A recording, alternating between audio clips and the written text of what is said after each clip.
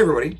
Every few weeks or so on the Band Director Facebook page, I see a post asking about how to organize your music library or how a music library can be best organized. I want to share with you guys how I organize my particular music library, as it is something that I am very proud of. I'm super obsessed with the music library, and all my students know that it is one of the most organized parts of our band hall. When I first got here, the music library was organized in manila folders alphabetically by genre. I found this to be problematic right off the bat because manila folders oftentimes crumple, wrinkle, and tear after being used a couple times, and organizing a music library by genre can be rather tricky. If you're doing a transcription but it's on your state contest list, do you put it under a transcription section or a state contest section? So for the purpose of this music library, it doesn't matter what order the pieces are in because each piece gets a number. So for example, this piece right here, 613. This piece could be a marching band piece, this piece could be a stand tune, it could be a concert band piece, it could be a march, it could be a transcription, it could be Christmas music, and I don't have to worry about what it is because this information is all stored on a spreadsheet. In my first year here, I spent a large part of the first semester organizing the music library. So we had students go through every single piece, put the piece in scroll order, I then double checked it and put it in a pile.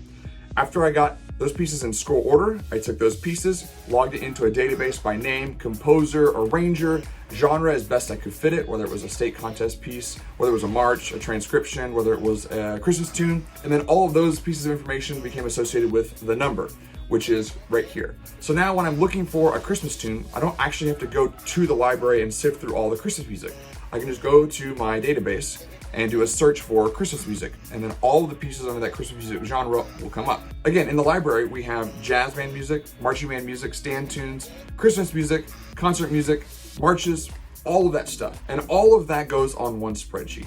So let's say that we're going to play a piece. So I pull piece 614 here, and 614 turns out to be Star Wars: The Force Awakens. So if I'm playing this piece for a spring concert, once I pull this piece out, I will then keep it on a shelf back there. So now any librarian that needs to make a copy for any of our students knows that they can come to this particular shelf where we have all of our pieces pulled that we're currently working on. So for example, some of the pieces that we have pulled currently are mostly our stand tunes and music for marching band.